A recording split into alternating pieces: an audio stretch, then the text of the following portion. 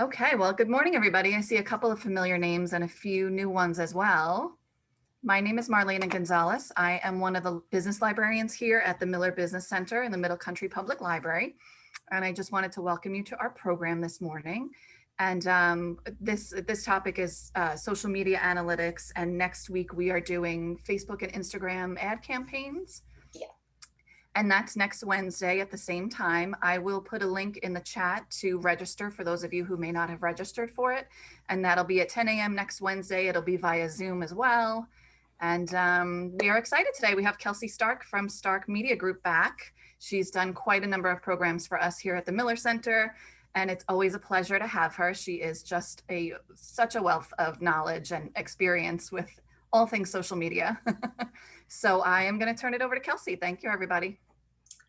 Thank you, Marlene. Happy to be back. As she said, today is all about analytics.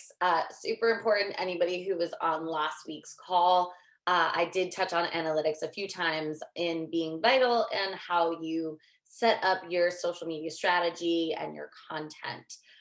So looking at being able to not only know where to look at your analytics, but be able to properly understand them and how they affect what you're doing going forward is very, very crucial. So I will be doing questions and answers for those of you new to this call and we're not on last week. Kira Nyholm is my right-hand woman. So if you do have questions, feel free to direct them directly to her. And when it's appropriate to break off for Q&A, she will send them to me and I'll be able to field them. I just find that it's a lot easier and a little bit more controlled. So one, you don't forget your questions, but also we're able to get through everybody's questions without everybody kind of trying to jump in at once. So if you do go into the chat, for anybody who is kind of newer to Zoom, if you click into the chat, you will see where you're writing. It defaults to everyone. If you just click on that and you can type in her name, Kira, so it's Kyra, Nyholm, Nyholm,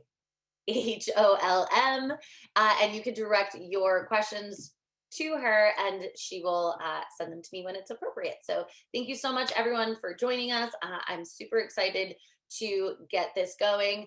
So I do have a couple slides, but I do recommend that you take a fair amount of notes because although my other presentations were fairly slide and deck heavy, this is going to be more interactive because I think it's best that I show you exactly how to get to your analytics and where to look and what they mean. So my deck does consist of some vocabulary that is great to know, but I do recommend if you don't have a pad, paper, or if you're typing it out, whichever works best for you, but definitely recommend taking a fair amount of notes. Like I said, it's just vocabulary for me today. Alrighty, so I am going to share my screen. Okay, and we're gonna start here. Okay, can everybody see this? Give me a nod. Yes, okay, perfect. So like I said, today we are talking about social media analytics. I am going to touch base on some Google Analytics. Google Analytics gets very, very, very in depth. So I'm going to try to give you kind of a brief overview. And if you have questions, please feel free to reach out to me after the presentation. I would love to help break things down a little bit more for you. Facebook, Instagram, I'm going to go over Facebook and Instagram ads. The analytics aspects, since next week we are talking about ads, and then LinkedIn. So I kind of honed in on those three platforms because depending on which industry you're in, if you're a solopreneur, if you are in the business world, those are kind of your top three. And then the other ones like Pinterest, Twitter, those are all more industry specific, whether or not you go on them or not. So first off, for anybody who was here last week, feel free to get up and go get yourself coffee. But for those of you who were not here, just to give you a little background, who am I? My name is Kelsey Stark. I'm the co-founder of Stark Media Group. We are a full-service digital marketing company located in Riverhead, New York. I graduated cum laude from the University of Albany with a business administration degree and a dual concentration in marketing and finance and a communications minor. After working in marketing at the Meredith Corporation, you may know them for Parent, Baby, Home and Garden magazine. In New York City for several years, I decided to return home where I started a social media marketing agency with my business partner. I saw an extreme need for it out here. And after moving from the city and seeing how many social media marketing agencies were in the city and there weren't any out here, Stark Media Group was born, but more on that on other social platforms. So I do have a little bit of an idea of what I'm talking about. We've had this company for about 6 years now, and we deal with everything that has to do in the digital marketing space. So from social media management to website creations, all of the above, we work with it. So first off, we're going to start with Google Analytics. So this is just some quick vocabulary, and then I'm going to bump out and I'm going to share my actual analytics with you so you can see what I'm talking about. So once again, I am happy to send everybody this deck, but it is just the vocabulary aspect of it. So I do recommend you taking notes on what I do after this, but don't feel bad if you don't get through all of this. I'm more than happy to send this to you. So just some things to know. Bounce rate. Bounce rate is a single page session on your site. So what that means is if somebody comes to your website and just looks at your singular page, so it doesn't trigger any other analytics. They don't go from your home page to your About Us page or your home page to the Contact Us page. Bounce rate is when somebody comes in and there's only one single request that's sent to the analytics software. So if they just open your homepage and they don't go anywhere else, they exit without triggering another request, which means, they went to contact us or they filled out a form or whatever. That is what your bounce rate is. So that's calculated. You'll see this as a percentage.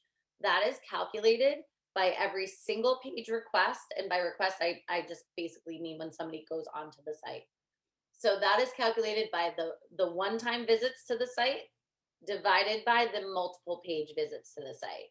So it sees how many people look at one page as opposed to the people that looked to multiple pages. And you'll see that as a percentage. Organic search is that when people put in keywords, like for instance, for us, it would be Stark Media or digital marketing agency Hamptons, things like that. If they are typing into some type of search engine, which most people use Google, but a lot of people use Bing, that goes into your organic search category. Direct traffic is if somebody physically types in your URL. So if you went in and you opened your if you opened your browser and you put starkmediagroupny.com, that is direct traffic because you were directly going to my site. Nope, didn't want to do that. So next up, we have referral. Referral is when somebody clicks to your website from a third-party site. So like I said, if somebody did a piece about you or they shared some content about you on their website and they direct traffic, that is a referral. A session is a single visit to your website consisting on one or more page views and along with different events. So if they are doing a transaction, if they are filling out a form, anything like that is a session. So think of a session as the time spent on your website. So if somebody is clicking on to your website and they looked at your homepage, went to the About Us page, and then went to the Contact Us page, filled out your contact form, that is considered one session.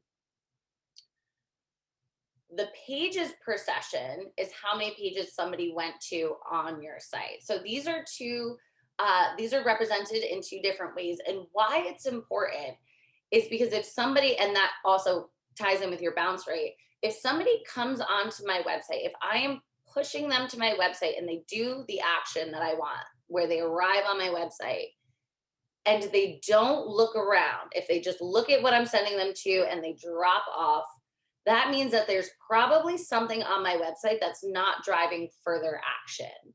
So I want to take a look at what exactly that is. But if I'm sending them directly to a landing page where I want them to see the landing page and then then that's not too bad. But you want a lower bounce rate. So even if I am driving to a landing page, I probably want them to fill out a form of some sorts. If they're not doing that and they're just driving, I'm driving traffic to the landing page, they're taking the action from whatever it is on my web or on my social or during my ad campaigns. They're taking the action I want them to take where they go to the landing page, but they're not completing the action on the landing page, which means filling out that form, then there's probably something wrong with my landing page or my form. So I'm asking for too much information, maybe too many steps, or there's just not enough information for them to go to fill out that form. So if you're seeing a high bounce rate, then you want to take a look at the content on that page.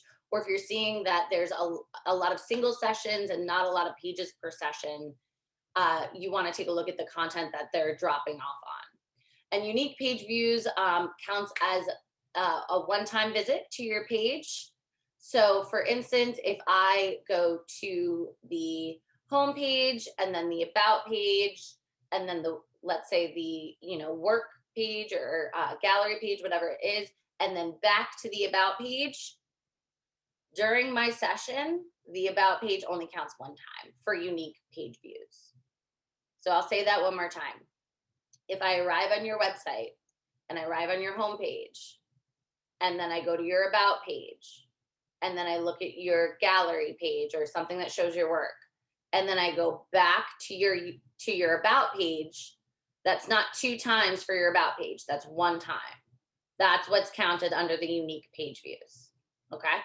All right. I'm seeing some head nods, so I'm thinking that's okay. I know that can get a little confusing as far as page views, clicks, unique page views. Essentially, unique page views is when you look at the page, when you make an action or you click, it counts for 1 time. So if you think unique, think 1, right? It's very unique. It's 1 time. Total clicks and total page views count the 2 times I went to that page. All right. So the unique is just the 1 time that I saw it. All right. So I think I have to stop this and then reshare it to show you what I want to show you. Okay. All right. Can everyone see my website or my web page browser? Yep. Okay, perfect. So this is Google Analytics. This is what it looks like. So I'm not gonna walk through how to set this up. This is an intermediate to advanced level class. So if you have questions about how to set this up, please feel free to reach out to me after the fact. But this is just an example of what the analytics look like after it is set up. So this is your home base. This is your home board. This is what's originally going to pop up. So very first thing right here, users, sessions, bounce rate. This is all what we were just talking about. So users are the amount of people. So 62 people, mind you, also this is within the last 7 days. You can choose to change your dates here if you want to see more information over, let's say, here we go, the last 28 days. Oh, good. These analytics look way better. I'm glad that I switched them. So the users, so there's 332 people who arrived at my website within the last 28 days. And as you see here, there's 389 sessions, which means of the 332 people, several people went back to my website to see it for a second time. So that's the difference between the users and the sessions. My bounce rate here is dropped down, which is nice. But as you see, there's 41.9% of people that are only looking at one aspect of my website and then moving on. So not bad. Less than half people are coming to my website. So that means that if I'm driving traffic to my homepage or maybe to a contact us page, people are looking around. They're shopping around my website. They want to see more, which is great. And then the session duration is about 1 minute and 10 seconds. As we know, I mean, I would love for this to be 30 minutes of people just reading all the content that I cultivated for my page. But the fact of the matter is, people arrive on a website, and unless they're shopping around for, let's say, e-commerce goods, they're probably not reading everything that you've put on your website. So I personally would like that to be higher. So we're probably going to go back and look at some of the things that we have on our website that may intrigue people to keep them around to read longer. But essentially, this is telling me that people came to my website, figured out what they needed to, and moved on from there. So you can see here the different times people went throughout the month to my website, and you can kind of scroll through here, and it does tell you the actual numbers of the people that were on the site. But this is also good to know because you want to look at what else is happening during these times. So I see these spikes, right? This spike on Friday the 26th. What did I do on this day that drove a lot of people to my website? And these are actions that you want to take note of. Tuesday the 9th. What did I do here that drove a lot of people to my website? Because whatever I did on those 2 days is an action I want to repeat. Whether it was an email, whether it was a post, maybe I started an ad campaign. I want to take a look at what happened on those days because those are obviously really good drivers. So you can scroll down a little bit. How did you acquire these users? Well, all the things we talked about, organic search. And once again, you can hover over these and they'll tell you. So organic search, meaning somebody typed in social media marketing agency Hamptons. So that is where the bulk of my search, or the bulk of people arriving on my website is coming from. People searching for those types of keywords that I have my website SEO'd for. If you don't know what SEO is, it's search engine optimization. Once again, that is an entirely other different class, but that has everything to do with the keywords and the meta tags that are on your website. So for us, it's going to be social media marketing, agency, Hamptons, things that are keywords that are specific to our particular industry and also our agency, who we want to target. We want to target people in the Hamptons and on Long Island. So we have a lot of different keywords that are in there for those types of geographical locations, also the services that we provide, social media marketing, website creation, branding and logos. Those are all keywords and meta tags within our website. So they allow us to see, to show up when somebody searches us. So then you have direct traffic. So people actually, there we go. Let's see. So on Thursday, the 11th, we had 5 people directly put in starkmediany.com. We had 12 people land on us from searching our keywords that are in our meta tags. And we had 1 referral, which means somebody came from another source. Let's see the last 90. Oh, no, that's going to be too small for you guys. Okay. So this is another great medium to see, or another way to see where you're driving traffic. So as you can see, there's Google, direct. Oh, the other thing about direct that I do want to let you know, see how it says direct/none. So direct is if somebody physically types in our URL.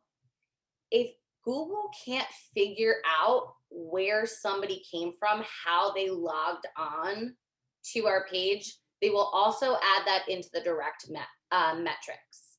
So it's not 100% of the people actually typing in starkmediany.com. It's people coming from all over the place, but if Google can't identify where it is, they're going to put them into the direct metrics. Excuse me. I've never even heard of DuckDuckGo before, but I'm going to assume it's some type of search engine that people came from. Once again, this is organic.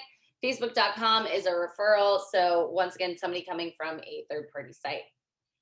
You can also go into your acquisition report, which will show you, once again, most of our users come from organic search. So people typing those keywords, which is why SEO is so unbelievably important for your, sorry, I have something in my eye. So vital for your website. And then it also gives you a further breakdown. And this is where we're coming from. We have the users. New users is obviously important because I want to continually drive new eyes to my website. Sessions we went over is the the amount of time that people hang out. Just so everyone knows, a session lasts about 30 minutes. So if somebody's idle on your website for 30 minutes, it will actually kick off a new website. So if you have my website open and you're searching through it, and then you open up a new tab and I'm kind of just hanging out there, every 30 minutes it'll shut down that session. Bounce rate is, once again, people only having one action on my page. So one time, or they came and looked at one page and then they exited. Page per session this is obviously an average.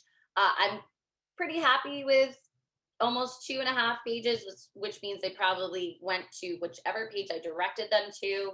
They looked into things a little bit more and then probably went to my contact us page, or maybe they hit the call button. They looked at our map to find out where we are. So I'm not too upset about that.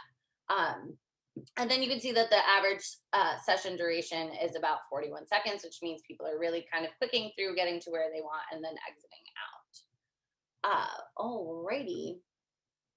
So that's a very quick on that. So we went straight into acquisition, didn't we? All right.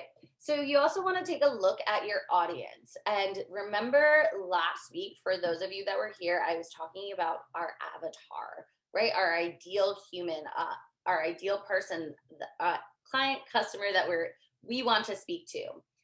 So it's really great to look at your audience because you want to make sure that you are in fact speaking to that ideal client.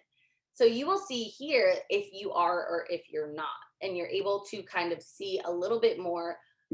We're speaking to most people who speak English, which is great because I am not bilingual. I mean, a little bit, but not really so much. So this is just something that's good to look for. You can go into these interests, these demographics. It gets a lot more in detail. Let's do.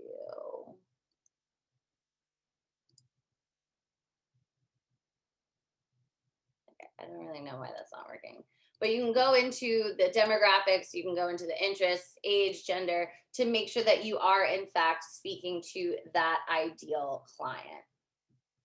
So that is, right, we're in audience. Yep, perfect. So then once again, you can see different types of users, page views, average duration, bounce rate, and just continue to see this over time. Your returning users is another metric that you want to take advantage of in notating, because if you're driving new eyes, that's great. But if you're having returning customers, you may want to look at adding some different types of maybe freebies, downloadables, something, because these people are coming back to learn more about you. So they weren't sold the first time, but they're coming back for a second time. So you want to take a notation in that and see what pages they're going to on your website, and then maybe you're adding a more direct call to action on those web pages.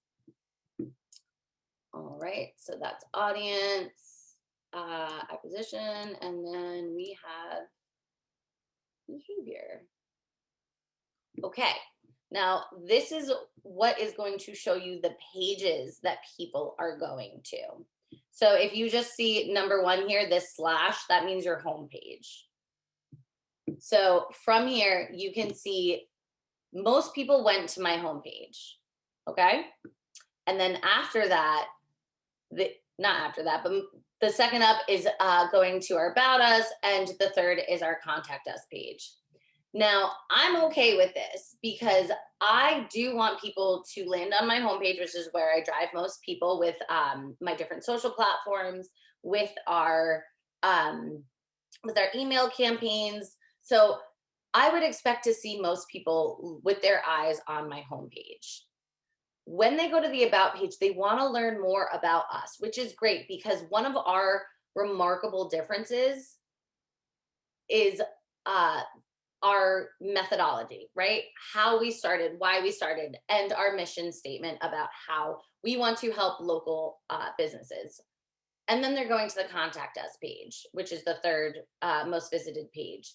And that's great because that means that they are actually ready to take action and they want to learn more. They want to set up a meeting, whatever it may be. So I personally, with our goals, am okay with the top three. And then number four is they're looking at my services, which is also great because now they're deep diving more into what it is that I offer. So this is where you're able to see where you have a lot of page views, in which case I would make sure that the content on that page, you would go back, review it often. And especially if you're starting to see a drop off in these numbers after you've come back several times, I would definitely take a look at what is going on these pages. Maybe your information's a little stale. Maybe you need to, jazz it up a little bit.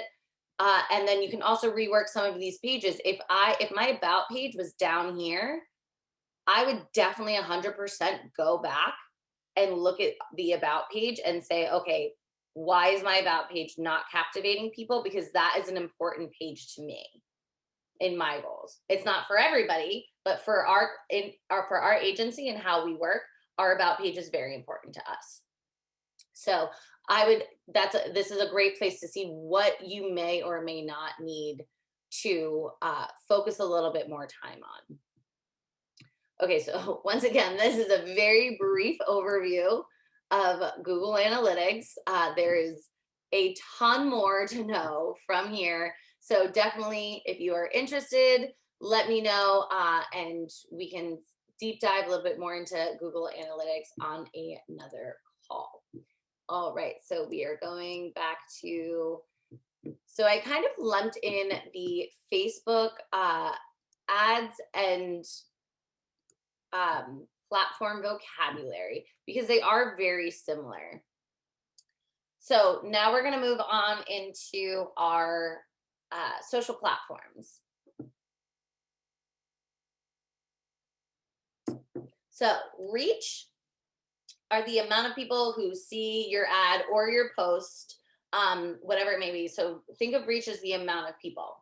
Impressions are the amount of times either your ad or your post shows up in various amount of placements, whether it's the news feed, it's the stories, it's in-app, whatever it may be. So kind of with the unique link clicks and the link clicks, the unique page views and the page views, reach is everyone. Impressions is the amount of times it is seen. So if I saw your ad or your post or whatever it is, and I logged off my Facebook or Instagram, and then I came back and I saw the same ad and the same post, I count for 1 reach and 2 impressions. Think of impressions as an imprint. How many times it imprints on my newsfeed? How many times it imprints on my stories that I see? Maybe I went back and saw them over and over again. So that's the difference between reach and impressions. Next up is link click. That is somebody who actually took action and clicked on the link that I'm either driving them to or want them to click on.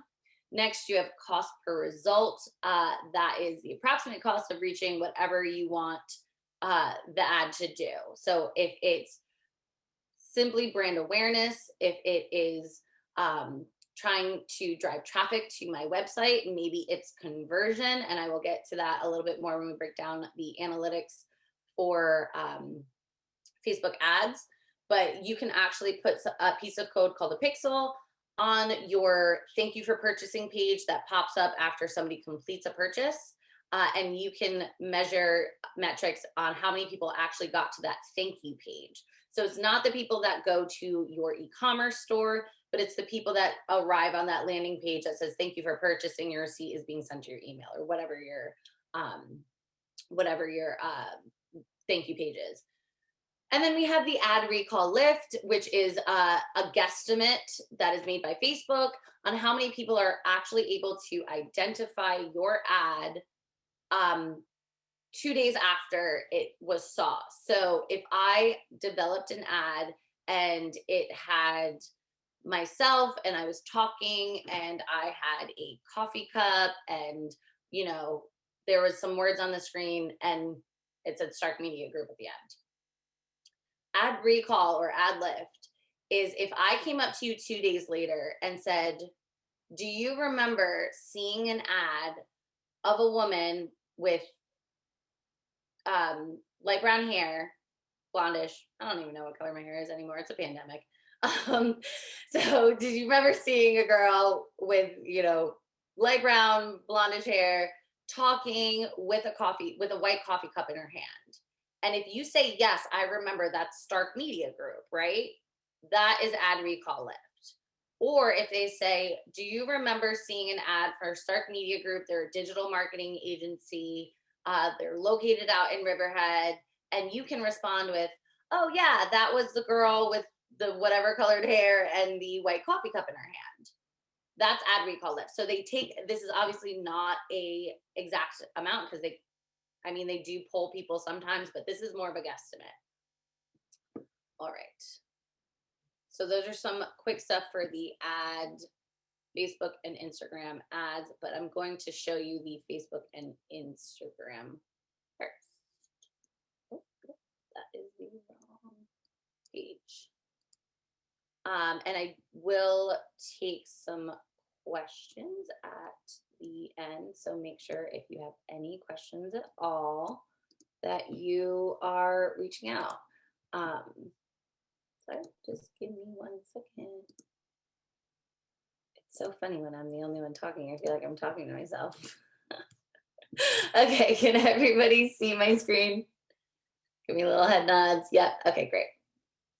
So when you arrive on your Facebook page, on the left-hand side over here, we're going to scroll down and we're going to go to Insights.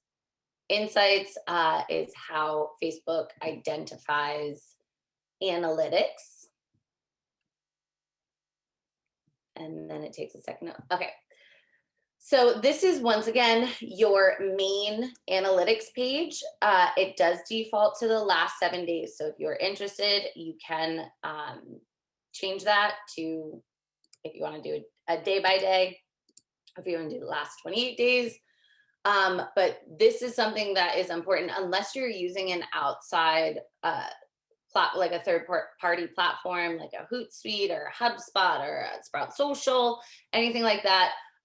You want to make sure that you're kind of paying attention to these in a timely manner because it does only go up to the last 28 days. So that is something that I definitely want to keep in mind. So actions on page. Oh, and this is another great thing. If you ever are on this page and you forget what I said or you didn't write it down, this little eye up here, if you just hover over it, will actually tell you, it'll describe what this means. So this is the number of clicks on your page's content info and primary action button. So primary action button could be, it's whatever you have, whether it's call now, message us, email us, whatever the button is on your Facebook page, that's captured in this analytics. Also, if you, let's say if you boosted a post, which I don't recommend boosting a post, and I will talk about that next week. But if you boosted a post, that will also be put in here on the actions on page because somebody is actually physically clicking a button that you have on page. Page views, we went over. So this is how many times somebody sees your view. They do give you a percentage, and that's in comparison to the month prior. Or if you switch this to the last 7 days, this would be, okay, so we're down 27% over the last week, but we're up 137% over the last month. So that is something for my people that like to geek out on numbers, which I do enjoy. That's definitely something that I like to take note of because I want to make sure that there is a gradual progression over time. Now, for this particular client, we don't do a lot of stories for them. So this is not populated. That's why it says there's no sufficient data. But if you do a decent amount of stories, you will see a very similar metric here, just so everybody knows. All right, there we go.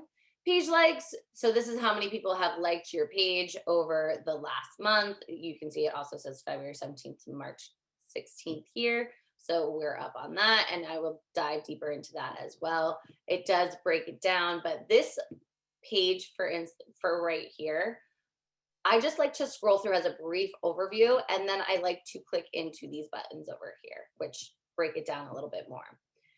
So page likes, how many people liked your page. Post reach is once again how many people have seen your post. So we are up 102% from last month, which is great. 49,000 people have seen our content, which love that for us.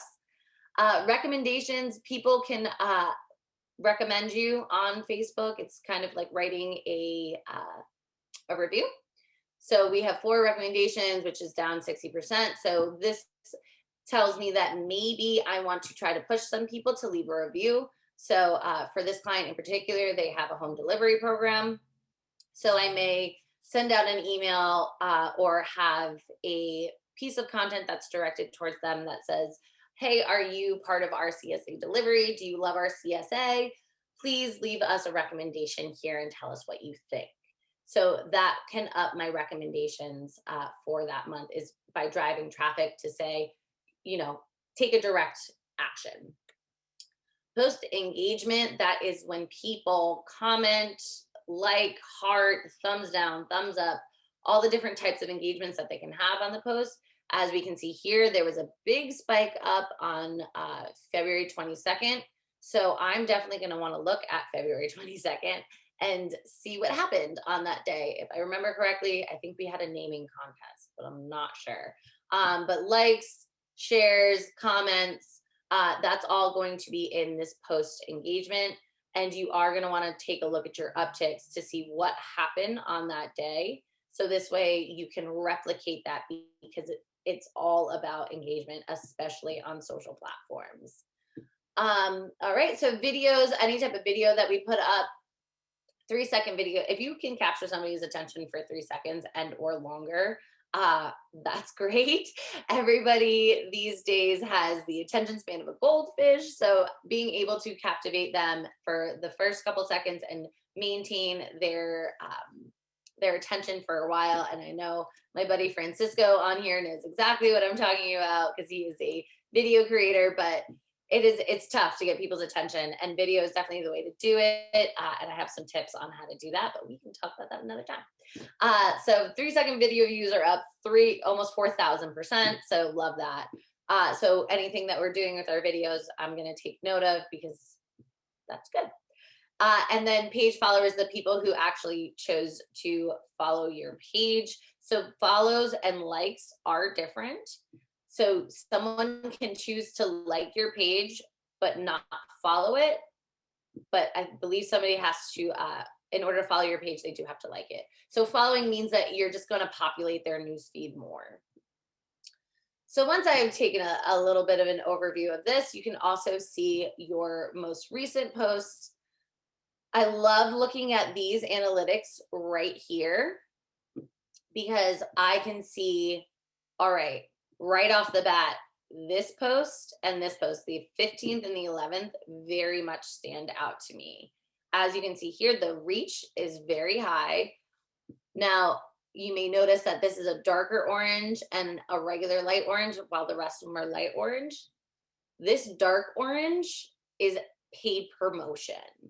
So there we go. So you can see here, we had, of the 1.9 thousand, 1,813 are strictly organic, and 163 of the reach are paid. So 1,813 people saw this post organically, and 163 people saw it because we decided to boost it. So you can hover over a lot of these different platforms. You can hover over and it'll give you the exact metrics.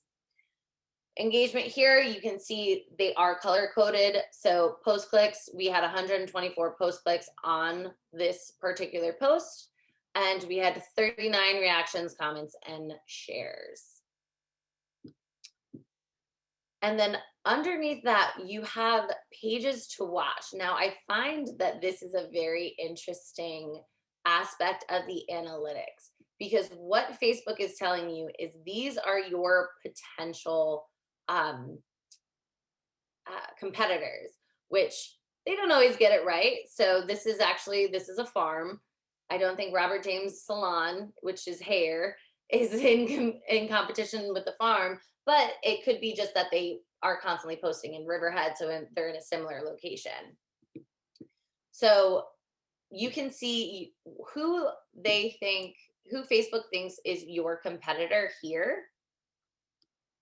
And then you have suggested pages to watch. So the why this is important is, especially if you're feeling really stuck as far as your content creation is concerned, it is not bad to look at what your competitors are doing. I talked about this last week.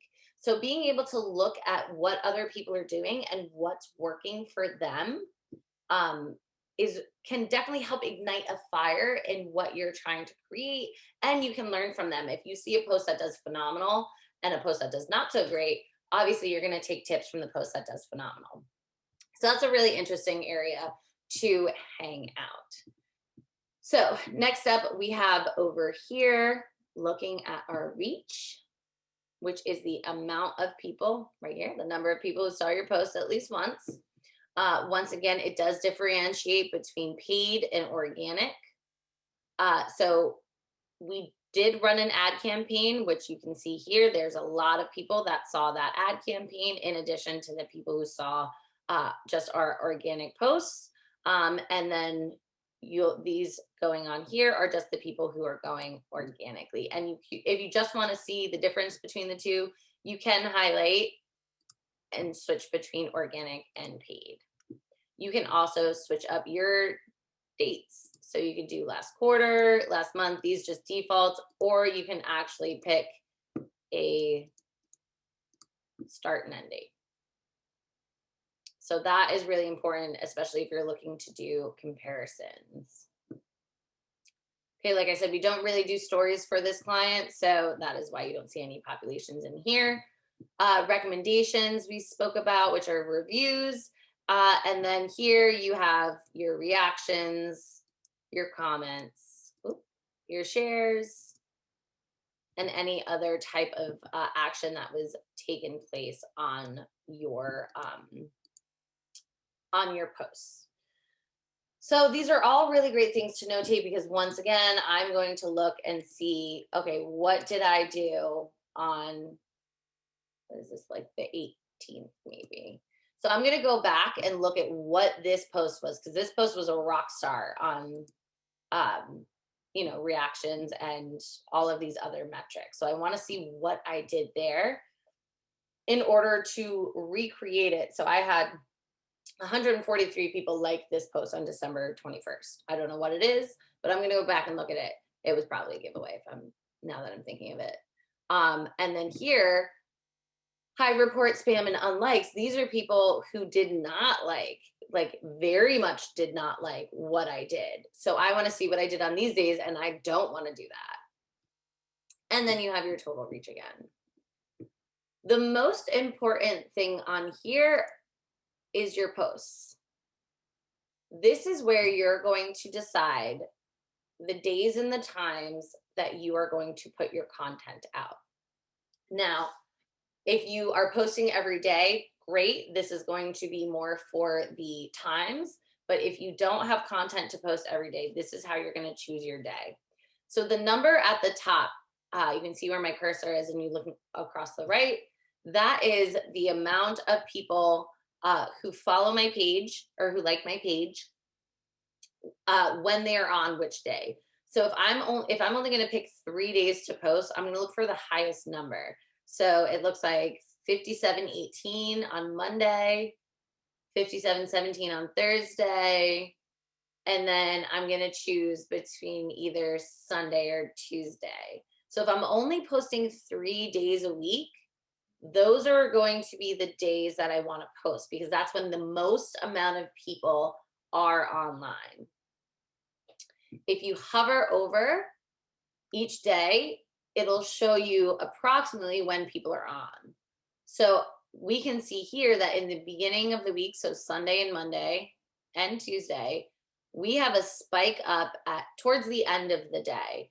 Now I do want to keep in mind that this is a Pacific time zone, so you do have to do a little math on that. So if I'm looking at Monday, I have a peak up at 5 p.m. Pacific, not specific, 5 p.m. Pacific. So that is 8 p.m. Eastern. So that would seemingly be a great time to post, but it's not because if you look right after it, there is a steep drop off. The first 10 to 15 minutes after your post are crucial because that is when Facebook is collecting the data, finding out who is engaging with the post. Are people liking it? Are they sharing it? Are they commenting on it? And the more people like, comment, share within that first 10 to 15 minutes, the more Facebook is going to know that this is an important thing and I need to show this to more people. So if you get more engagement within the first 10 to 15 minutes, your post will organically get shown to more people. So that is why it's very important to look at the time that you're posting. You don't want to post at a peak time where people may or may not see it and then drop off in the next 10 to 15 minutes. So I'm probably going to want to post right before this. So if I said 8 p.m., so I may put this out at like 7:15, 7:30, where there's that gradual incline because more and more people are going to come on. So if I get to be the top of the news feed when people are first popping on and they like, comment, share, as more and more people come onto the platform, Facebook's going to show my post to them more because more people are interacting with it. So that's why it's super important to take a look at this, and it's very important the timing at which you post. So you can go through, take a look at each different time. So on Thursday when I'm posting, I'm probably going to make a morning post because you see it kind of plateaus throughout the day, but I do have a peak up. So I'm going to want to hang out towards the top of that peak, maybe, all right, so 9, so maybe like 8:45. I would put the post out, and then throughout the day, it's able to level off. And the more people that like it during that first 10 to 15 minutes, the more it's going to get shown. The more people like it after an hour, the more it's going to get shown. So then throughout the day, it'll trickle. So being able to take a look at this and really break down, here we see a very steep incline from the, what is that, 3, so that is 6, I almost went backwards. So 6 a.m., there's a super steep incline until approximately noon. And then we hang out and plateau up there. So I may want to take advantage of the people on that incline to then have it see as it plateaus and goes up. So the thing about this is there's no right answer. So you want to try things out, see what sticks. But to me, I'm gonna try this post at either I'm gonna say, let's see, what is that, 5? So probably around like 8 a.m. maybe. And then maybe the following week I will try something around, that's 3, 4, and then I'll try something around 7. So I'm gonna try each one of these times to see which time my post performs better. All right. And you know what? I'll take questions after this before I move on to Instagram because I feel like this can be a little difficult to understand. So next up, then this is a little bit more in depth. On your overview page, you're just going to see the first or the last 5 posts. So here you can break it down to reach, impressions, and then fans and non-fans. So people that follow you or people that don't follow you. So like I said, reach is the amount of people that see it. Impressions are the amount of times it is seen. Now, I do want everyone to keep in mind, it takes anywhere between 7 to 21 times to see your brand and know what you do and who you are. So branding is super important. They have to see it between 7 and 21 times. So that's why impressions are important, because you want to continually get in front of uh, your target audience with your brand, with your logo, with your content. You can also switch this to, this says post, claims, reactions, comments, shares. You also have reactions, comments, and shares. So you can get a little bit more niche with that. This is the negative actions that are taken. So there's one person that did not get their goat fixed this weekend, and they're very sad about it. So they didn't want to see this post. And then you can see your engagement rate. So anything that is getting a higher engagement. Today was a good day. I believe this was a new baby goat was born. So a lot of people loved that post. So we really want to drive engagement, which is why looking at your analytics is so unbelievably important, because you want to see what's working, not just to get in front of people. This live video obviously did great, but also to see what people are engaging with.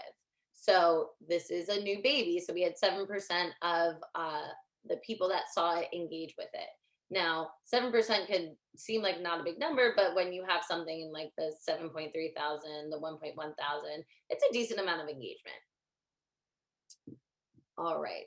Kira, I know you're listening, so I'm going to open it up to what are those things called? Questions very shortly. So just get those ready. So if anybody had questions on the Google Analytics or the Facebook, you can go ahead and send them to Kira, and then I will field those before we move on. Okay. So this is, I'm going to say, probably the most important part of your insights on Facebook. Is going into your posts and seeing the days and the times that you should post. We can also go into likes, so you can see what is driving. You can see your total likes over time. So I can see that I'm steadily increasing, which is great. I want to continue that trend by posting content that people enjoy and continually, once again, consistently pushing out content. And then all of these spikes, there's 34 organic likes on the 21st. So that is great for me. This is another thing to look at. So this means people are liking my post directly on my page, which means they are actually coming to this Facebook profile page and liking the post. This is way more valuable than the news feed or any of these other ones. And the reason why that is, someone can see my post in the news feed, like it directly on the news feed, and continue scrolling. I want people to come to my page and like my post, because then when they continue scrolling, they're continuing to scroll through my content.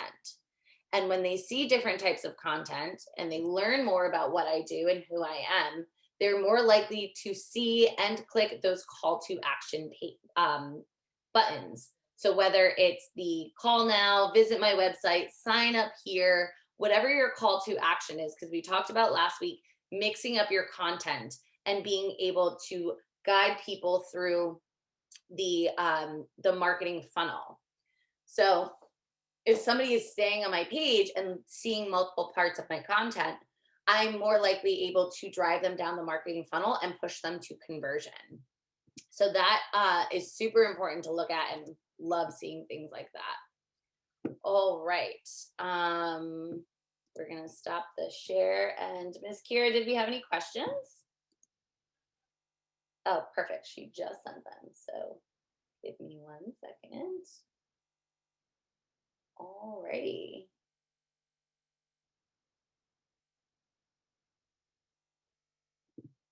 So,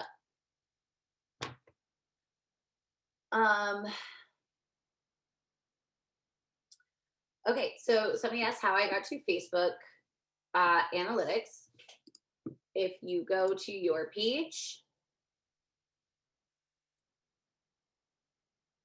So if you start up, I guess I stopped sharing with you, so you have to see you have to see my screen in order for this to be useful. Okay, so if you go to your main page, so if you go to your Facebook page on the left-hand side over here, you scroll down and you go to Insights. Okay, so Alicia, that is where I got that. And then you're able to break down what type of insights you would like going from there. I find this to be the easiest way to look at your insights. You can look at them on Creator Studio, which I'm actually going to do for Instagram, because otherwise I'd have to sit here and hold my phone up for you guys. And I think that that would be difficult to see. But this is what I find the easiest to break down each analytics. Brandon asked if on Facebook analytics, if views were unique or total. So which part are we talking about, Brandon? If you can unmute and just let me know which action you were talking about. So the page that you're on right now, where it says Okay. page views, 146, is that unique? Oh, page views? No.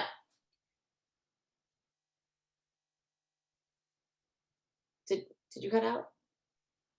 No, that was my question. So that can be one person coming back several times, and then that will add to that. Right. Yep.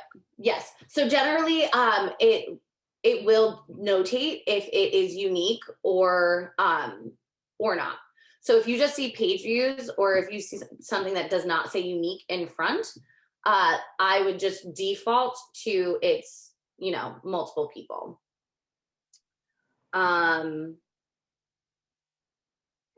I'm assuming you Brandon again. I'm assuming you recommend ad campaigns over boosted posts. Yes. And please join next week to learn how to do that. But essentially, even though you can give some type of parameters when it comes to Facebook boosts and promotions on Instagram, it does not allow you the more in-depth targeting that you can achieve when it comes to ad campaigns. So that is, once again, I will touch on it much, much more, but you are essentially saying to Facebook, here's my money, do as you will with it. And it doesn't really allow for a lot of tact, as well as on Facebook ads, you can retarget and you can make lookalike audience. It's so much more in depth, and it's such a bigger bang for your money. It is a little bit more effort and work, but once you get these things set up, it will drastically increase your ROI. So definitely recommend ad campaigns over boosted posts. I will say on the one that has, where are we? This one that has view promotion here, I can't stop my clients from doing what they like to do, so they did decide to put some money behind this account. I'm not really sure how much. They spent $2.71 because they decided to boost the post for 5 days. I don't necessarily recommend it, but I also can't stop my clients from doing what they want on their own Facebook pages. So, but I definitely recommend ad campaigns or boosted posts. Deborah asks, is there a personnel position that manages, monitors analytics? I'm not sure what you mean by personnel position, Deborah, if you don't mind unmuting and just clarifying that for me. Deborah?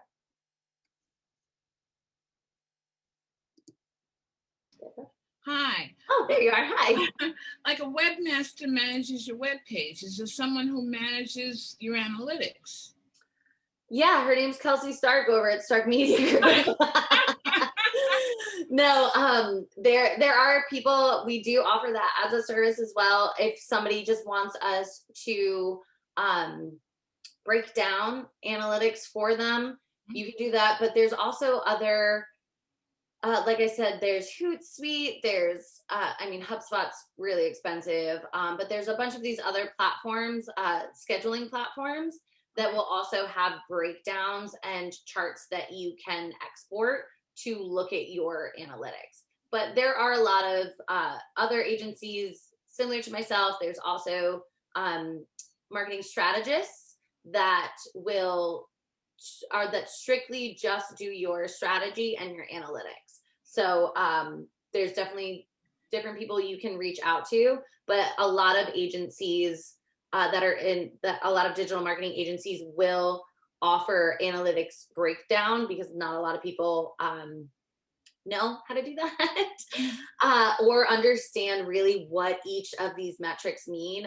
I mean, I probably should write a book about, just digital marketing vocabulary. So there are some people that do breakdowns and will also put your strategy together. Okay, thank you. Yeah, you're welcome. All right, Karina said, I guess we need to see the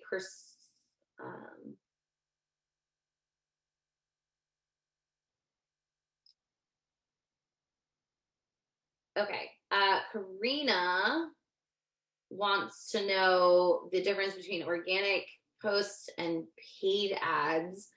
And I absolutely do believe that you need to compare. Also, we should compare with all the cells when those posts bring people to the website actually buy. Yes. Okay. So when it comes to looking at your analytics, everyone has a different way that they find easiest to compare their analytics. I love a good old fashioned Google Doc, where I put in different posts, the ones that are doing well. And then I look at what the trickle effect is. So even though I'm breaking down each of these platforms individually, you do have to see how they cross promote, which means if I am doing different types of organic Facebook posts, where am I driving people from that? What actions are they taking on the page? And then I'm looking at the paid advertising I have, which has a very direct call to action and a button that they push right away.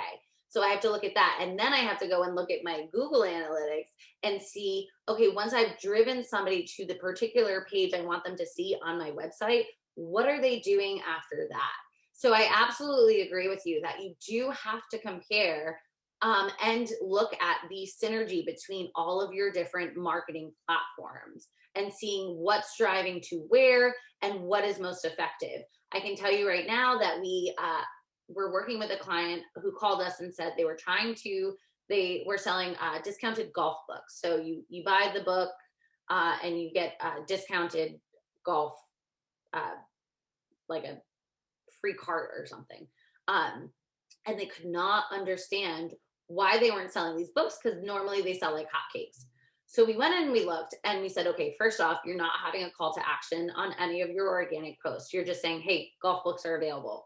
That's great, but I have no idea where to get the golf book, what the golf book is, what to do with it.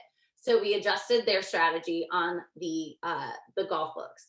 And then we looked and saw their landing page where they were driving people. And they wanted them to complete, I think it was 8 steps before they could actually purchase that golf book. And we looked at the retention time and people fell off immediately trying to go from page to page to page. So it's very, very important to, yes, understand each page individually and what it represents, but also to make sure that you are looking at the entire flow of the customer journey to see where there's holes, where people are falling off, and where you can potentially, plug those holes and continue people on through the customer journey. So Karina, I hope that kind of answers and touches to your point. Roberta asked, would you post the same post at different times? Are we talking same platform or different platform, Roberta? Same platform. So on Facebook, would you post the same post, 2 different days or 2 different times the same day? I would not. No. No. I would have my post be kind of a one time and one time only. That doesn't necessarily mean that I can't take aspects of my post and kind of repurpose that. So let's say I put out a post that was, I'll use our Coffee Talk Tuesday, for instance. So I put out the Coffee Talk Tuesday video. And then later on in the week or a couple of days later, I could pull something from that Coffee Talk Tuesday, whether it was a tip, a trick, a screen grab, anything like that. I could use that for a secondary post. So if I'm trying to maybe gauge the level of where people's attention spans are or anything like that, I could use content that is performing really well and break it up and then try those different times out. Because if I say, okay, they really, really love what this topic is, how it was presented, and now I can, knowing that it already resonates with who they are, as far as the actual content and how it's presented, I can alter it and test out different times. Does that make sense? Yes. Okay. Yes, thank you. Yeah, very. Kelly asked why I don't recommend boosting posts. Did I answer that with my previous, or do you want me to dive into it a little bit more? I think you answered it previously. Thank you. Perfect. Wonderful. Yeah, it's and it's tricky too, because Facebook is so good at doing that. This post is performing 98% better than all of your other posts. Get 1,000 more reaches for $5 a day, right? It's just, it's not worth your dollars. As far as I am concerned, and I know a lot of people in my industry agree with this, if you're boosting posts, you're kind of just saying, hey, here's my money, do as you will with it, as opposed to specifically saying, this is who exactly I want to see my ad, and these are the actions I want them to take. And if they've taken these actions previously, I want them to do it again. So Kelly, I really hope that you have time to join us next week, where I'm going to break that down a little bit more. Okay, Andrea asked if I can give a few good call to actions that a service organization can use. She is a clinical nutritionist and personal chef. Wonderful. Can you come to my house? That provide workshops and presentations with fresh food that's totally customized and take you. Oh, sounds delicious. Okay, so good call to actions. Learn more, right? But in addition to that, it sounds to me that you are focusing more on the benefits of food and having a great relationship with food, and going on a better journey with that. So what I would do is say things like, are you interested in learning how a better diet can improve your mental health, or a better diet can help you live longer? So talk about the benefits and give a little teaser. You don't want to give away the whole shebang, but give a little teaser and then say, go to my blog to learn more, or something along those lines. And then if they're booking you for a personal chef, there's the book now, do something enticing, saying, having a dinner, a nice night in, you deserve it, let me come cook for you, or the perfect date night, hire a personal chef today. Do you know a personal chef is not that expensive? Things like that you can do that will drive traffic to wherever it is that you are trying to drive traffic, whether it's your blog post, your website, or a direct landing page if maybe you're doing a giveaway or something like that. Thank you. You are welcome. Ron asked, as a B2B business, should I bother with Facebook or Instagram? Yes, Ron. Ron, what do you do? Where are you, Ron? Unmute yourself. Hi, Ron. What do you do, Ron? I'm a manufacturing consultant, so I work with manufacturers to help them thrive in the high-cost Northeast. We do that through safety, quality, and efficiency. Okay, wonderful. So with the one thing that I will say, a lot of people ask are like, oh, I'm business, shouldn't I just be on LinkedIn? LinkedIn should be the majority of your focus. I will say that. But there's a company that you're trying to work with, right? There are people in that company. Those people have Facebook and Instagram. So even though it seems a little silly because Facebook can be more consumer driven, I can tell you right now, if you are hitting somebody, and by hitting, I mean like having touch points on LinkedIn, and then you're having touch points on Instagram, and then you're having touch points on Facebook, and somebody's just casually seeing you pop up when you go and slide into your DMs on LinkedIn, they already know you. They already know who you are, and they already have a little bit of intrigue. So you just need that remarkable difference, that one thing that sets you apart when you are kind of trying to get that pitch, trying to get that foot in the door, because you've already seen that they've already laid the groundwork and they've already seen you multiple times. Does that make sense? Yep. Okay, thanks. Yeah, my pleasure. Everybody has tons of questions today. I love it. Okay. Andrea asks, how often would you suggest to spruce up your website after viewing the analytics if you aren't happy with your results? So you don't have to do a total overhaul when it comes to looking at your Google Analytics and if you see something that you're not particularly happy with. So when it comes to sprucing up your website, if you're starting to see a steady decline in all of your pages, then I would go back and say, like, okay, maybe we need to go back. We need to check, why people are falling off, what's going on. But you want to, if there's a particular page that is not doing well, you can go on and shift that content on the page. I will say having somebody go in and making sure that you're SEO'd properly and that your plugins stay up to date, that should all be done monthly to make sure that you're staying on the right track. But as far as like going in, doing an overhaul of the website and things along that line, I mean, it doesn't have to be done that often unless you're switching your position. So it really depends on your analytics. If you see a rapid decline, then I would definitely say go in and take a deeper look and see what's happening. But I hope that answered your question. Karina asked what a boost post does. So please hold. Okay, a boost post is a way to put money behind a particular post on Facebook, or it's a promoted post on Instagram.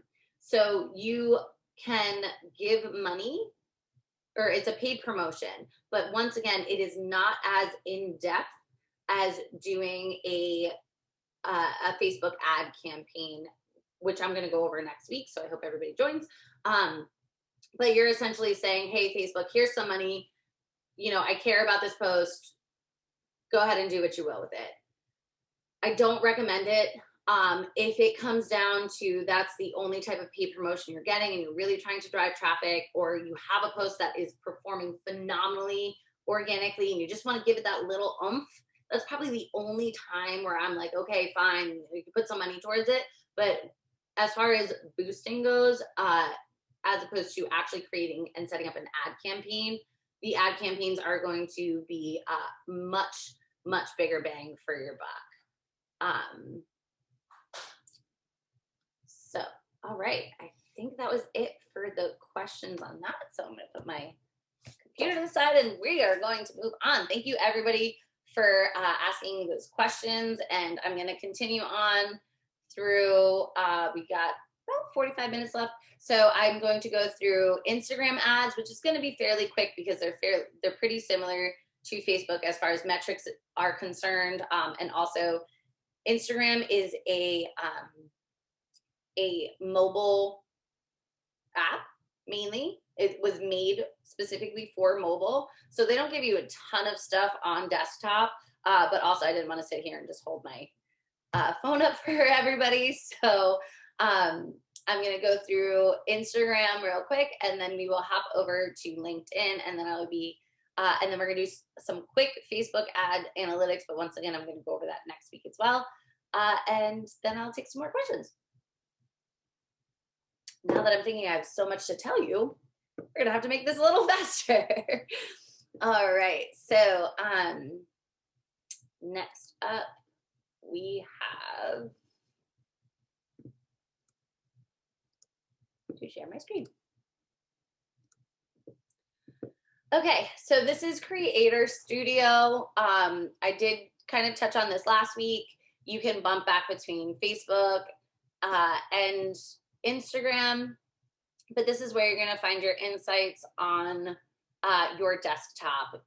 If you are on your mobile, if you go to your page, and on the top right, there's the 3 lines for the menu, and you hit that drop down, then there's insights there. You can break down into insights a little bit more there. So we have, why is that? All right, well, we're gonna have to look into what happened here. So it will tell you the activity on your Instagram page. So we drove 18 people to the website from their Instagram. We had 208 profile visits. Now, to keep in mind, this is also within the last 7 days. It says right here. Nobody called. 6 people looked to get directions. These are all email directions. Those are all call to actions that we have on the Instagram page. So the buttons that allow people to directly go there, as well as we do have the website linked. So anybody that clicked the website in our bio, that's how they got to our website. So once again, we have our reach. Keep in mind that, once again, the dates that it's active. You can see this is very similar to what happens on Facebook. Your impressions, we had 4.3 thousand impressions, which is up 1,000 from the last 7 days. So whatever we did the last 7 days looked like it was really working. And then you also have your audience. Once again, great for when you are identifying if you are actually reaching your target avatar, our ideal client. So right now we are reaching the bulk of 35 to 44. You can see this for us is a good age range.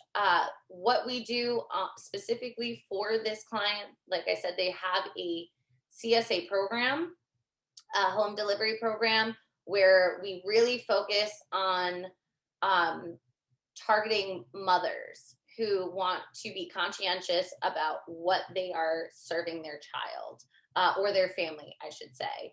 So we're targeting really wives and mothers who usually do the bulk of cooking in the house, things like that.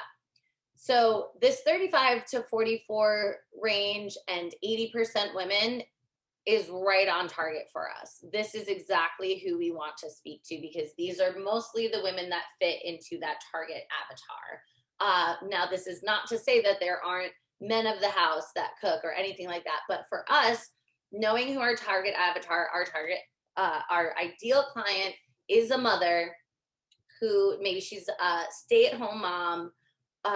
So we have 2 target avatars. She's a stay-at-home mom. She loves to do yoga. She cares about her fitness, and she likes to shop at the farmer's market. She eats organic. She's probably like a soccer mom. She's great at PTA. So that's one avatar that we talk to. The other one is the busy mom who has a little bit of guilt about being a career woman, but wants to make sure that she's still home and able to cook her kids a delicious meal, and she cares about what they're putting in their body. So those are our 2 avatars for this client, specifically for the CSA program. So this fits right within our target audience because we want to speak to women. So 80% women is great for us. And between the 35 and 44, that is going to be typically the age range of somebody who is in motherhood, entering motherhood, but is also trying to get ahead in their career. So for us, this is a really sweet spot for our target audience.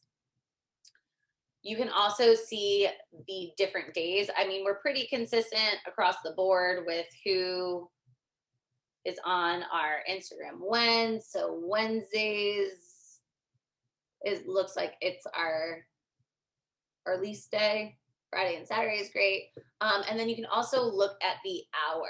So this is important for several reasons. One, if you are posting, you can see that the bulk of our followers are on during the day, some are at night, but then they trickle off in this area. So I'm not going to want to post during this time. In addition to that, I can also cut into when my ads run. So when my ad campaigns are running, I can choose for them to not run during a specific time. This would be a really good time to have them not run. The reason being, if they're showing my ads during this time, the likelihood of conversion is very slim to none. So I can save a little bit of money to pump it out more during these times than I would during this time.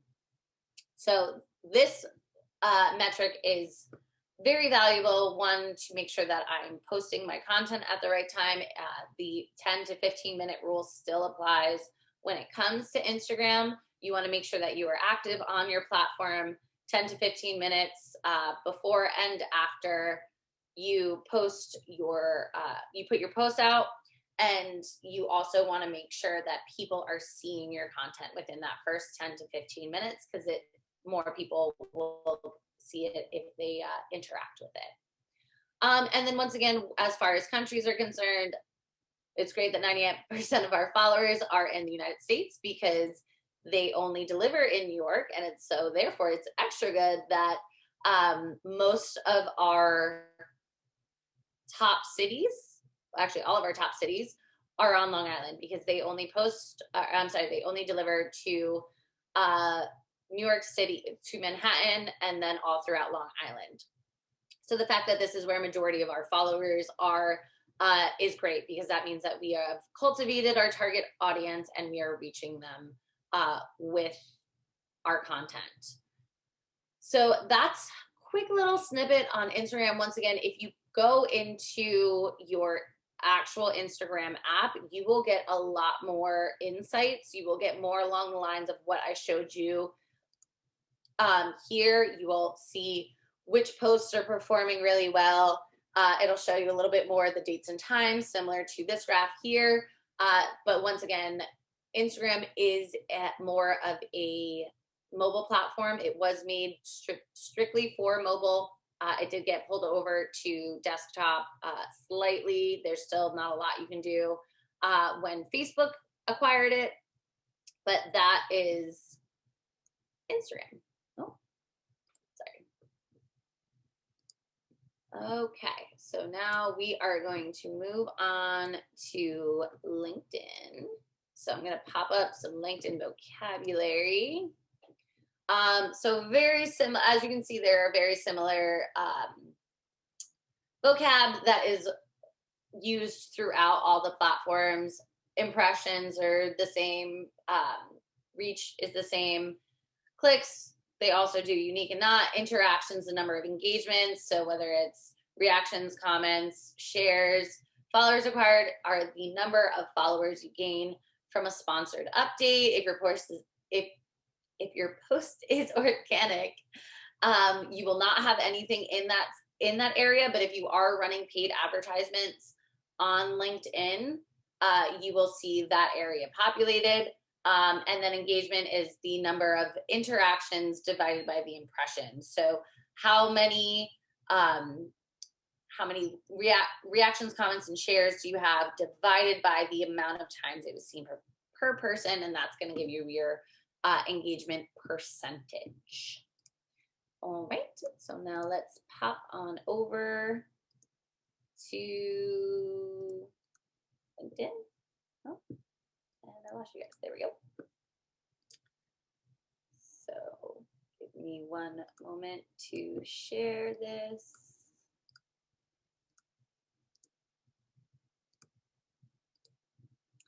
All right, so here is the Stark Media Group LinkedIn. As you can see here, I am a super admin, which means I have all the rights. I can tear down the page, or I can give people access. This is this is the end all be all of the LinkedIn administration rights. So as you can see right up here, they make it super easy to go to your analytics. So it is a simple drop down. So we have visitors, updates, and followers. So we'll start with visitors. So here you can see your visitor highlights. They go on a 30-day basis. So this is our visitor metrics. Whatever we did on March 14th was super great. That was 3 days ago. So I'm gonna have to go back and, I think that was an inspirational quote. So we really drove a lot of people to our page on March 14th. So once again, I'm gonna go and look and say, okay, whatever I did on March 14th, I'm going to want to start modeling those posts because a lot of people like that post. They saw our post in their feed and then clicked on Stark Media Group to go to our page to see more of our content and what we're about. So that's great for us. Also, we had 15 people come from desktop, 24 come from mobile. That's not surprising.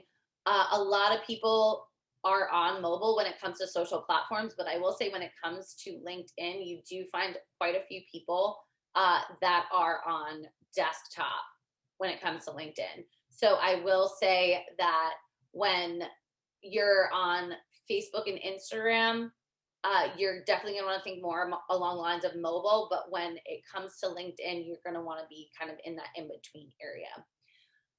So these are my page views for my visitor metrics. You can switch up the time range if you would like, but it does default to, the last 2 weeks. So we could do the last 30 days. There we go. So once again, I'm going to see what I did on the 26th, what I did on the 19th. So Friday, Monday. So I'm going to check out those days and see what I was doing that really drove traffic to my page. You can also do a drop down and look at unique visitors. So once again, remember unique, that means one time. So these are our first time visitors, right? So you can go through and see the amount of people that come just one time. Go back to page views on that. All right, this part, and especially for my buddy, I think it was Ron, I believe that was his name. Visitor demographics, this is important, especially if you're in the B2B space, because one, I'm able to see what type of industry the person that is coming to my page is on. And the reason why Instagram knows it, or I'm sorry, LinkedIn knows this, is because everybody fills out their LinkedIn profile, right? So you put your occupation. This is very business driven. So it all revolves around your occupation. So here I could see majority of the people are coming from marketing, which makes sense, right? Because they're checking me out, I'm checking them out. This also makes sense for us because we have been in the search to hire lately. So people coming from marketing and operations, media, this all makes sense because we have been advertising for a potential job opportunity. Other than that, education, support, arts and designs, business development, sales, these all could be research. These could all be people who are interested in hiring us as clients. So knowing the job function, what market that they're in is important, especially to make sure, once again, I'm reaching my target market. So I do enjoy seeing that marketing and operations are first because we've really been using it to search for people who are looking for a job. So that's job function. You can go to location. Majority are in the greater New York area, which is great because that's generally the region that we look to work in. We have worked in other areas throughout the country and the world. So I do, I don't mind that there's some other people here, but seeing that majority of people are in New York, because that's more specifically where our target market is, makes sense for us. seniority is important if you are looking for to, let's say, break into a certain market. So if you are somebody who's selling a product or service and you need to focus on decision makers, then this is going to be something that you definitely want to take a look at. Once again, we've been in the hiring hunt lately, so an entry-level position makes sense for us because somebody is looking to maybe switch over into our company. So I'm not sure. Ron sounded like he definitely is in the decision maker field. So he would want to see more of those higher level executives within his visitor demographics. So he can make sure that he's hitting his top people with the proper information. And then go into industry. Once again, marketing, advertising makes sense. But then now I can look at, okay, so I have people who are in consumer sales, restaurants, international trade, nonprofits, sports. So I can take a look at this as far as the top industries that are looking at my content, and I can start to alter my content to speak more to these people. So if I find that a lot of people from the health and wellness and fitness, let's say, are coming to my LinkedIn, I can start creating content about the benefits of social media marketing for the health, wellness, and fitness industry. So knowing that people from this space are coming, I can then alter my content if they're my target audience and the people who I want to pull in to have as potential clients. I can start using this to cultivate content that is attractive to them. And so maybe I just start to put up the benefits of the health and wellness and fitness in the digital marketing space.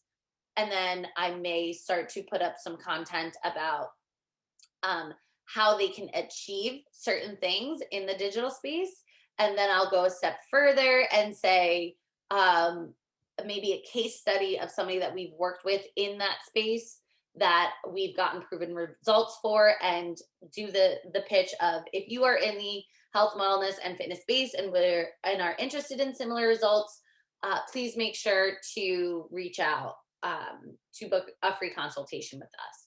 So these visitor demographics are all very, very helpful when it comes to creating your content. So like we talked about last week, when you're setting up your strategy, you want to make sure that you're looking at all of these spaces, because I don't want to miss out on somebody that is, let's take the marketing and advertising side. So let's say sports. I have not posted anything about sports, but if I see somebody in the sports industry, that there's a bulk of people in the sports industry that are looking at what I'm doing, the content that I'm putting out, I'm realizing that that's a missed market. That is a place that I have not focused my time on, but there could be potential there. So for the next month, I'm going to want to start to create content that maybe has some sports analogies, some references, and shows what you can do in the sports arena on digital. So this right here, I love this visitor demographics area. Okay, so that is your visitors. Next, you have your updates. So your updates metrics, once again, this, I know the previous on Facebook, they have the I for like information. This just has the question mark. Once again, if you forget anything that I've talked about today, you can just scroll over that and it'll give you a breakdown of what means what where. So this is in the last 30 days, but I can switch up this one. It's a little confusing because the highlights, they do default to 30 days, but then the metrics, they usually default to 2 weeks. So if you see kind of some inconsistency between the two, just take a look at your dates and see if they line up appropriately. So once again, we have our updated metrics here. This is impressions. So this is the amount of times it was seen. And it does give you the previous day percentage. So once again, whatever we did on Friday, Friday, February 19th, obviously performed very well. What we did on Sunday did not perform very well. And we can also look at content and timing when this, as far as this is concerned. So if I see consistencies in these three posts, I'm going to say it's the content. If I'm looking at the times and the times seem a little off and they're not working, I could potentially try to post similar content at a different time to see if it was the time frame. If that post does not also perform well, then I'm going to know it's the content. Or vice versa, I can post different content at the same time, and then that's a good way to have a little process of elimination of why something did really well and why something did not do so well. So those are your impressions. Once again, how many times it is seen on the feed. Then we have unique impressions, right? So we went over this. I'm just going to kind of go through everything quickly because I'm trying to be a little cognizant of time. So you have unique impressions. You do have your click-through rate, your reactions, which is great. This is part of your engagements. So this is something that you definitely want to take a look at. Comments. All right. So people were commenting on our Monday, March 1st. And we didn't really get too many comments before that. So I want to make sure whatever we did on March 1st, I'm replicating. Not so much on the shares. So we want to work in that department. Probably could add a call to action, something that's maybe a little bit more informative, and then put in a call to actions that will drive people to share that. And then we have our engagement rate, which I did speak about before, which is the amount of engagement. So the reactions, comments, shares divided by the impressions. So this, you'll see your engagement rate here. Down a little bit further, update engagement. Update is kind of just a LinkedIn's word for post. So here you're going to see your posts. So what did I say it was that did really well? All right, Friday, February 19th. Let's see if we can find yeah. Last 30 days. So I can actually scroll through here and see what I did on the 19th. And I can click on the post and I can see what this post is. So we got a bunch of impressions on our Instagram Reel strategy. The post by Social Media Examiner. It's probably because we tagged Social Media Examiner. They're a pretty big player in the digital space. But that's a great way to go and easily click through to see what type of content that you're posting that is doing really well, that people are clicking on, that people are reacting on.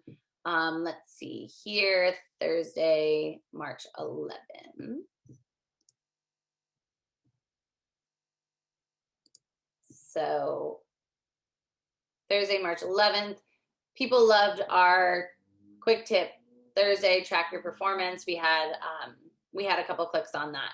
So things like that, going in and comparing and using your analytics to share the types of posts that people are really resonating with is very important.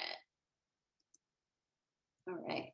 So next up, we are going to go into I'm gonna buzz through these analytics pretty quickly, mainly because I am talking about Facebook ads next week. So I will go, just because this does have to do with analytics, I'll go through it now.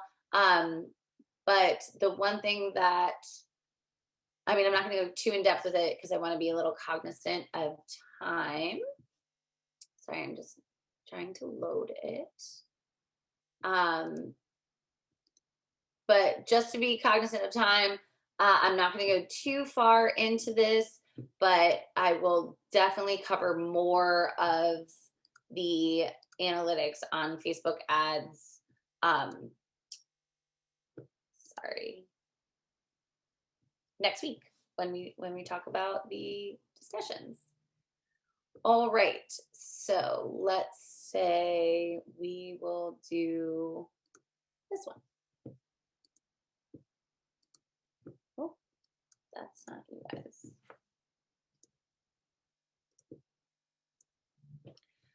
Okay, so here is our ads manager.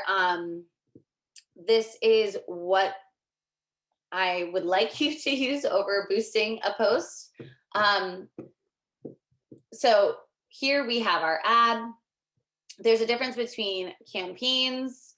So this is all of the campaigns that you've ever had. Delivery, whether they are completed, if you turn them on and off. Some will say inactive, some will say learning, not learning.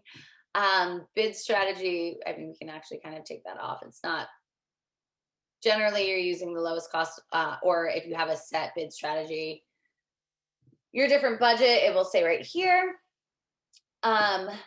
Your results. So this is depending on what you set, the goal you set for your ads. So here I wanted to drive traffic to a website. So you see that it's link clicks. Reach, once again, we know what reach is, how many people saw it, impressions, how many times it was seen.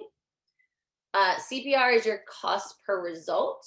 So you can see right here, 22 cents per link click, 30 cents per link click. Right here, your amount spent. So this is where I set the lifetime ad budget. And you can see sometimes I spend it all, sometimes I don't. When the ad ended, frequency is the amount of times someone saw the ad. So that falls into that 7 to 21 times of touch points. So here you saw people saw the ad approximately 2 times. Once again, this is an average. So that's why you'll see it's not a set number. Here, a little over 2 times. Unique link clicks, we have 557 and 1442. Landing page views, I did not drive this particular ad to a specific landing page that a pixel was on. So that's that little piece of code that I talked about earlier. But these I did. So that's why you'll see some of them have numbers and some of them don't. Link clicks, so this is your overall clicks. So we can see here, there were 668 regular link clicks. 557 of them are unique link clicks. So 557 people clicked that link once, but 668 link clicks happened, which means people were clicking it. Over 100 people clicked the ad more than once, which is great because that means that it's either driving them to purchase more, or they maybe went to the website to purchase, decided to drop off, and then came back again. Same here with the ad campaign right below. So those are some metrics that are important. You can also add this plus sign and go to add other columns. And you can actually determine which types of analytics you would like to see. And it goes through engagement, conversion, settings. If you A/B test means that you run 2 ads that are very similar but kind of different, and you run them simultaneously to each other. You can also adjust how you see them here. So for instance, I love when reach, impressions, results. I don't really care so much about bid strategy because I use the same one. Budget, I like to see. Last significant edit, doesn't really matter to me. Attribution setting, doesn't really matter to me. Cost per result is great, so I'll probably put that next to my result. Quality ranking is always usually pretty high, so I'm not so concerned about that. Engagement rate ranking, I do want to see the people that are engaging and converting. Amount spent, I don't necessarily need here because it does cover in my budget. I do like to see when it ends. Schedule, I'm not concerned about because I usually use the same schedule, but the unique link clicks are important. So I'm going to put those up here as well as next to my regular link clicks. Frequency, I do enjoy, so I'm gonna kind of just move this around. And this allows you to set up your analytics in the form of what is important to you, so you can easily just slide through. So here I may want to add in a cost per click, a click-through rate. Let's see, I took away ad spend. So you can scroll through this and see what is important to you. And this could switch depending on the ad campaign that you're looking at. It doesn't have to be the same for every single one. You can go in and change it for each ad campaign. You would just have to do it actually in the ad campaign as opposed to the campaigns itself. But you can go through and look at different types of information that the ad can pull for you. As you can see here, the conversions, the different types of things. Do I want people to install my app? Do I want people to check out? Do I want someone to play my game, donate? So there's multiple different metrics that you can have Facebook gather for you. And then once you've got everything filled out here, you just want to click apply, and you will see that it switches your order. So you can easily scroll through to the things that are important to you. So we got about 10 minutes left. Kira, I'm going to take some questions. So that is a brief overview of Facebook ads and the different types of analytics you can get from that. But I will definitely be getting more from or giving more information on Facebook ads and how to read them next week during our Facebook ad campaign talk. All right, so Kira is going to send some questions over. And as we wait for those, oh, I just opened the chat and I saw Ron had to run. I hope he saw the LinkedIn overview.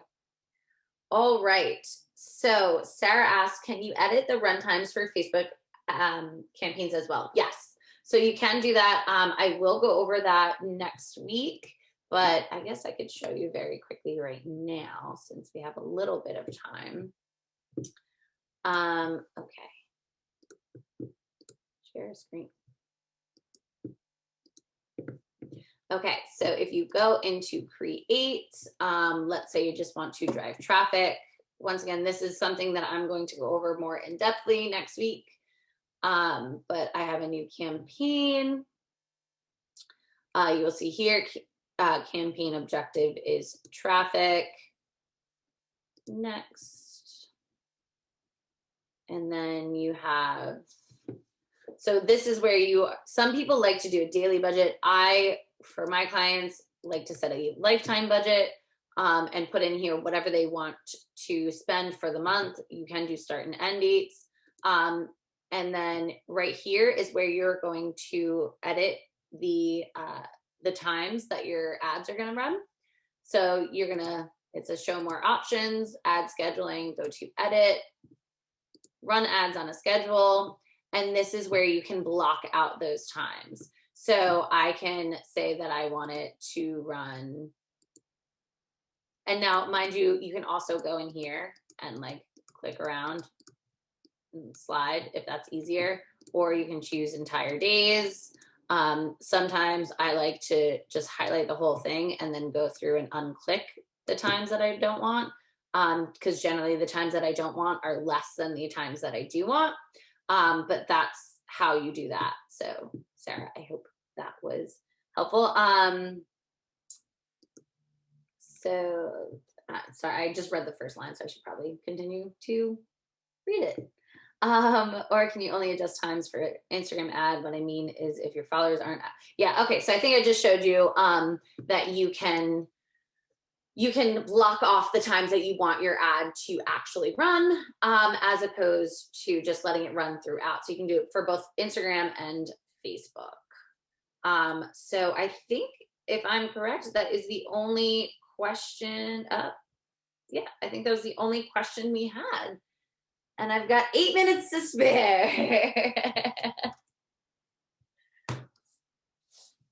All right. I think that's it, right? If anybody had any other questions. All right, Marlene, I think it's all yours. All right. Well, thank you, everybody. And if you scroll up in the chat, I entered a few times the link for next week's program. And just a reminder that this program was recorded and last week's was recorded as well. And we will post those too. So thank you, Kelsey. Thank you, everybody, for coming. And hopefully we will see you next week. This was Thanks so great. much, everyone. All right, guys. Have a great day. If nobody has All any right. other questions, Yeah. we will If say anybody has goodbye. Any other questions? All right. I think we're good. All right. Thank you so much. We'll see you next week. All right. Thanks, right, thanks. everyone. Have a great week. You too. Thanks.